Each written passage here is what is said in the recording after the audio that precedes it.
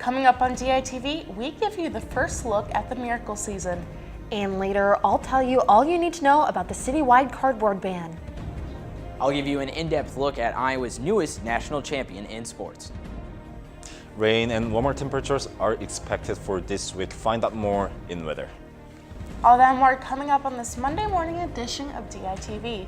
Don't go anywhere. DITV starts right now.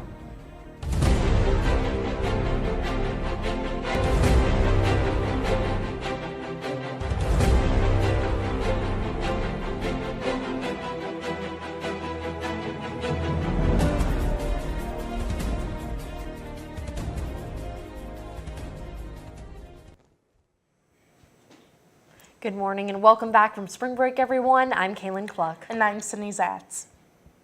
Sunday afternoon, Hollywood came to Iowa City. The Englert Theater was hosting an advanced screening for The Miracle Season, a movie based on the true story of the Iowa City West High School volleyball team after the sudden death of one of their team leaders, Caroline Found, in 2011. We sent DITV News reporter Christopher Cervantes to the red carpet to find out more.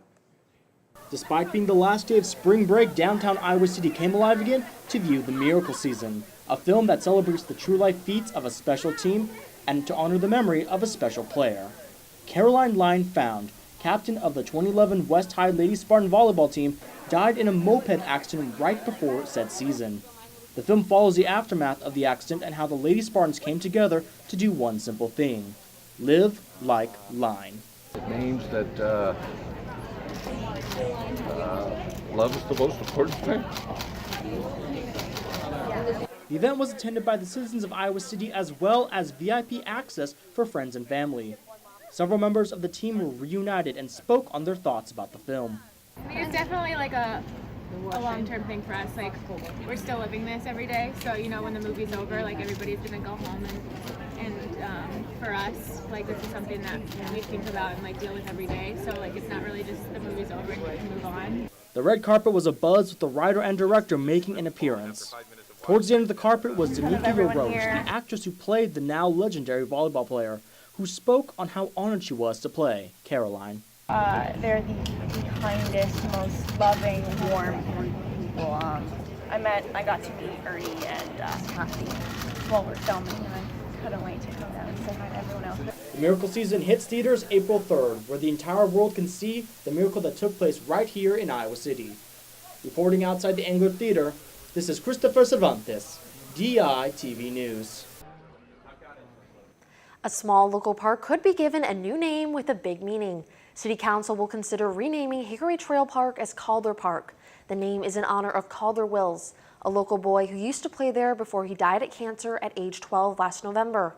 Calder's parents have committed to donate $16,000 from a memorial fund to the Iowa City Park Foundation.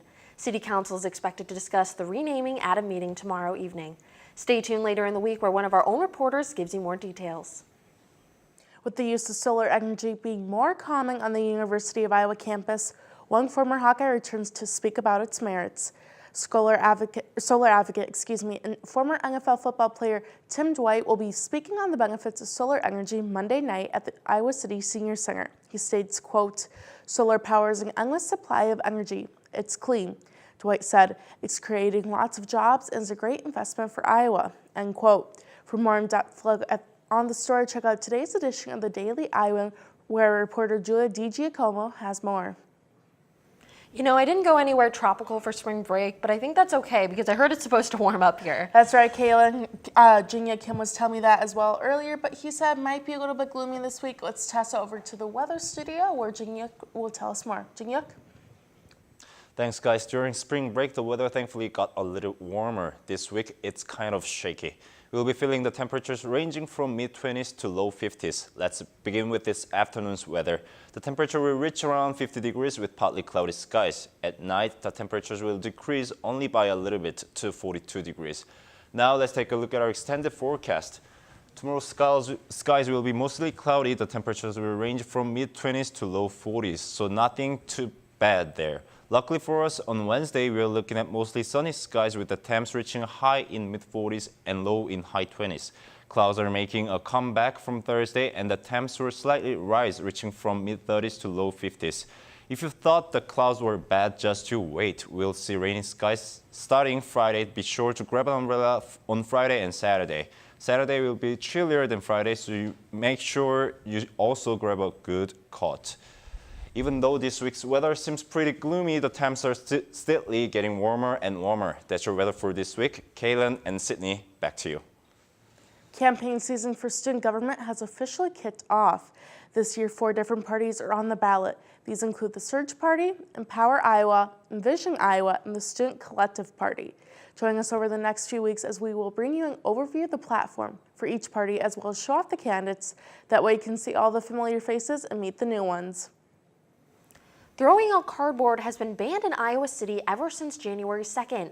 If cardboard is found in landfills, taxpayers will have to pay for haulers being charged double the regular tipping fee.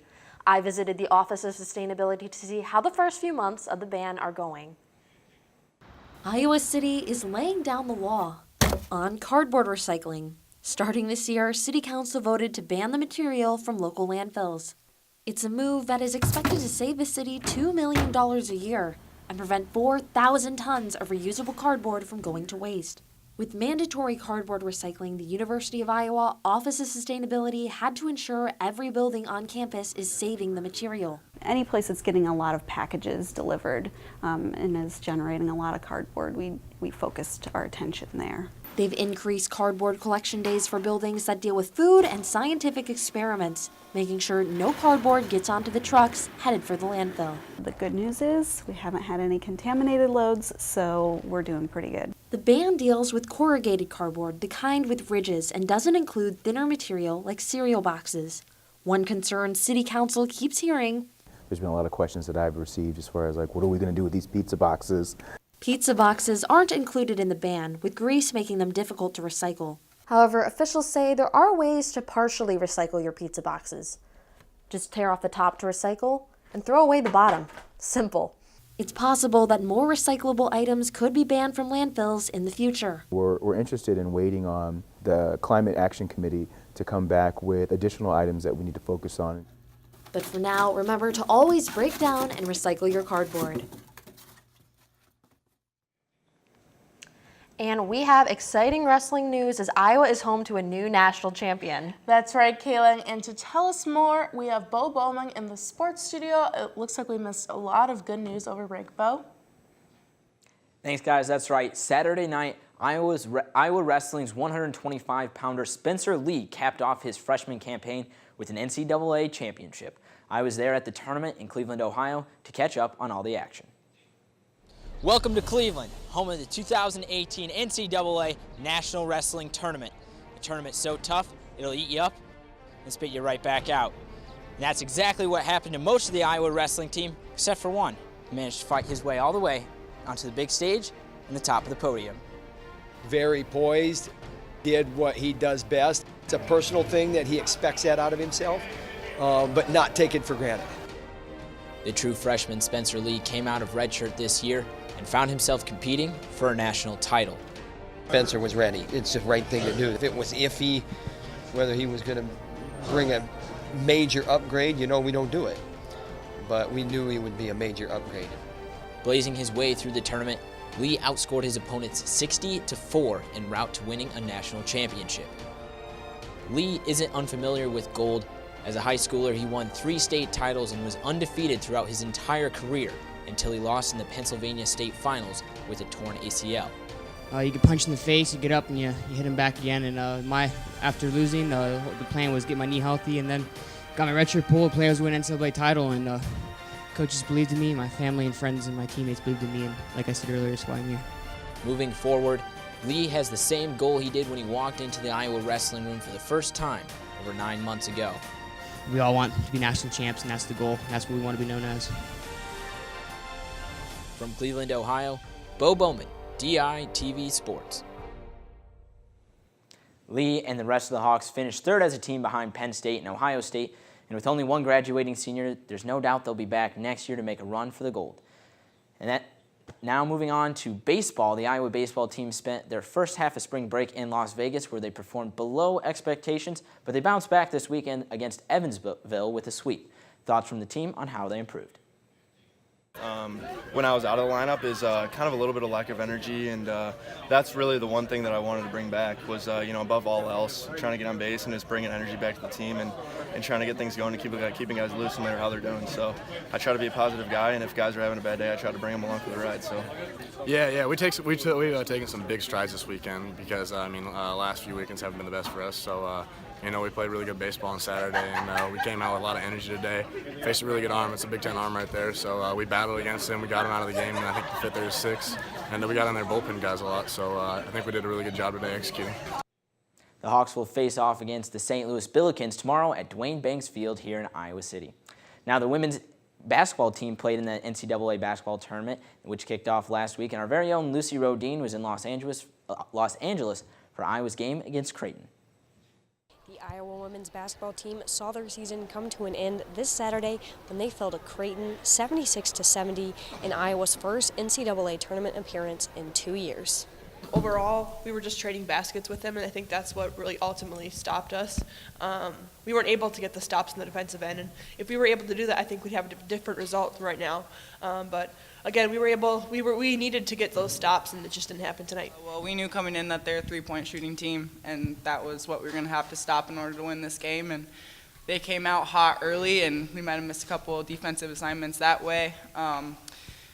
Their shots just seemed to fall in the bucket, and ours weren't at times, and I think ultimately that's what hurt us. This really sets us up for next year. I think, both of us are seniors, and so it's going to be our last year. We're going to be really excited to make a run. We are young, and I think just having this experience in the NCAA is huge, especially for our younger players. This is our first time. We definitely want to get back next year and to really make some noise. So I think the future looks bright for our team. I wish they would have had a better experience here for them to go into the next year. But certainly they know they're good enough to compete at this level, and we'll keep growing. We're going to keep getting better.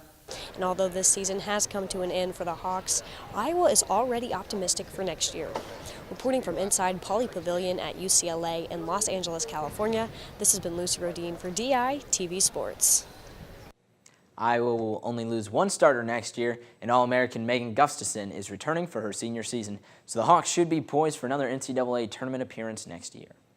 That's all for me in the sports studio. Tune in tomorrow for a baseball pregame show with Mary Kate Harrion, and on Wednesday, DITV Sports, Alec Giannakopoulos takes on Iowa City's top Super Smash Bros. Players. Guys, back to you at the desk. Thanks, Bo. Before we say goodbye today, we would like to leave you with an ICAC animal update. Each Friday, we here at DITV highlight one special animal at the Animal Care and Adoption Center who is ready to meet their new family. As of today, we are happy to announce that every one of our spring animals has been adopted. Congratulations to all of our featured animals, and tune in Friday for the latest edition. You won't want to miss it. That's right, and that's a wrap on this Monday morning edition of DITV. Be sure to head over to dailyisland.com for all your latest news between Monday and Friday. If that is enough of the Daily Island for you, be sure to check out our print edition of the news on Stands Now. Also, make sure to subscribe to the Daily Iowans' new Discover Snapchat page. Every Friday, the Daily Iowan releases a new set of segments for the Iowa City area. Don't forget to check it out. And for the rest of us here at DITV, I'm Kaylin Cluck. And I'm Sneeze Zetz. Have a good day, Iowa City, and we'll see you back here tomorrow morning, same time, same place.